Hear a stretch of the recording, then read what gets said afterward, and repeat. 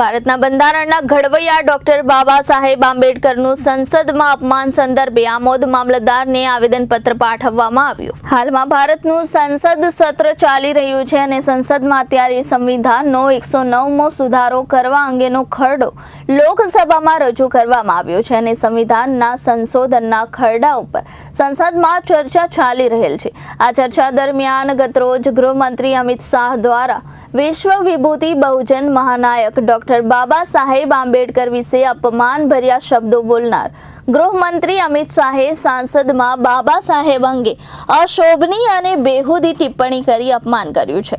Doctor Baba Saheb Ambedkar ભારતની તમામ જાતિ ધર્મની જનતાની મનમાં સન્માનપૂર્ણ સ્થાન ધરાવતા રાષ્ટ્રીય આદર્શ છે. કરોડો દલિતો વંચિતોને આબડછેદના સદીઓથી જૂના અભિશાપથી મુક્તિ મળી હોવાથી ડોક્ટર બાબા સાહેબ આંબેડકરને દેશનો દલિત સમાજ ભગવાન જ માને છે.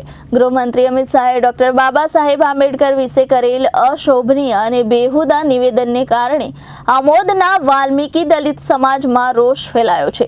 બાબા સાહેબ વિશે અપમાનજનક ભાષણ કરવા બદલ અમિત શાહ દેશના દલિત સમાજની માફી માંગે અને પોતાના પદ પરથી રાજીનામું આપે એવી આમોદ મામલતદારશ્રીને દલિત સમાજના આગેવાન હીરાભાઈ સોલંકી, કનુભાઈ સોલંકી, કેતન મકવાણા, નરેશ પંડ્યા, ભરતભાઈ પરમાર સહિત આ આવેદનપત્ર આપી રજૂઆત કરવામાં આવેલ છે. બંધારણના ઘડવૈયા ડોક્ટર બાબા સાહેબ આંબેડકરનું સંસદમાં ગઈ તારીખ 19/12/2024ના રોજ જે સત્ર ચાલતું હતું તે સમયે દેશના અને એવા ભૂતપૂર્વ